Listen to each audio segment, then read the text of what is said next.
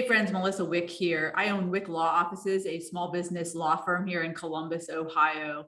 And I'm not going to lie to you, today we're talking about a subject that is not very exciting, but it is really relevant to almost every small business owner I know. So we're talking today about commercial leases. And I'll tell you right out of the gate, they are super boring. I mean, for instance, my own commercial lease is like 43 pages and has like 34 separate sections and a glossary of terms, right? It's like super, super duper boring and full of a ton of legal jargon. So today I'm going to just go through some items that are important, kind of like the hit parade of commercial leases. So in your lease, there'll be a use provision. So what you want to double check is to make sure that you can use the space for something that you may want to use it in the future. And I'll give you a quick example. If you're a yoga studio, you don't want your lease to simply say you're only allowed to teach yoga in there, right? Because what if you want to sell some merchandise, or what if you want to make smoothies, right? So you want to just make sure that the use provisions of your lease are somewhat open-ended so that you can, you can open up new service lines if you want to in the future. The second thing I want to talk to you about is term. So the term in a commercial lease is usually a lot longer than what is in a residential lease, right? A residential lease is usually 1 year.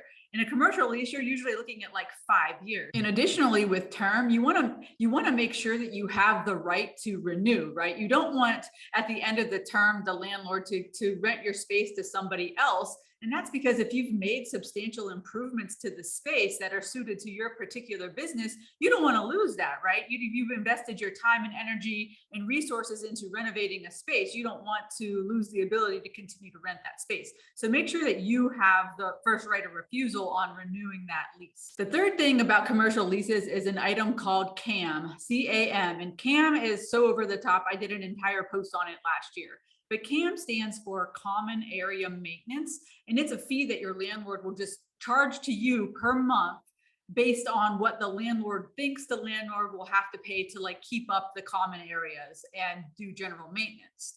So basically, this is pretty standard stuff, but what you do want to do is make sure at the end of the year that you true up with your landlord.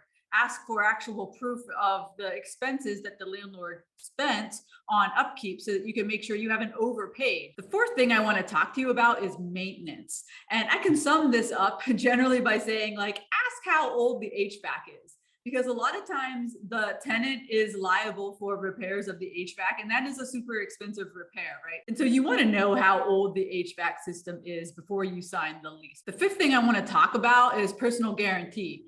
So I know that we spend a lot of time on this blog talking about how LLCs protect you from personal liability, and that's true, right? But in a commercial lease, generally you're going to be asked to sign a personal guarantee. So the lease is going to be between you, your business, and the landlord, right? You're going to sign the lease in the name of your business. However, along with that lease, the landlord will generally ask you to sign a personal guarantee, which does put you personally liable for the amount that's owed to the landlord under the lease. The next thing I want to talk about is a part of the lease called tenant work. And in that part of the lease, generally, sometimes the landlord will give you some money to redo the space to make it fit your business, right? So sometimes you can negotiate a little bit of money off the rent or some money to complete what's called a build out of the space to kind of customize it to your particular business. So that's something that you should look at in your lease and see if there's any way that maybe you could get a discount on the rent, or maybe the rent doesn't start until the build out is complete, or maybe the landlord will even help you pay for some of the build out. The next section I want to talk about is damage.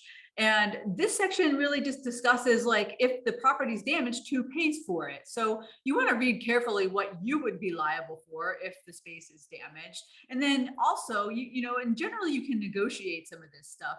But another big important part of this is if there's something catastrophic that happens, maybe something burns down, or there's damage that is makes it impossible for you to run your business out of the space, you want to understand what rights you have under that lease, because sometimes the landlord has discretion to fix the building, and they can take up to a year or two to do that, right? So because you're going to end up waiting for insurance funds, and so it could be a really lengthy time that the landlord has to repair the space. So you just want to make sure that you're not stuck in a lease when you can't run your business the way you need to run your business out of the space. The next thing I want to talk about is assignment and subletting of your lease. So in a commercial lease, if you sublet your space, generally you're still not off the hook to the landlord, right? Like you could fill the space with a new tenant and that tenant will pay you rent, but you're still obligated to pay the landlord the rent that you've already agreed to pay under the lease, right? So by subletting, generally your lease that you made with the landlord doesn't go away.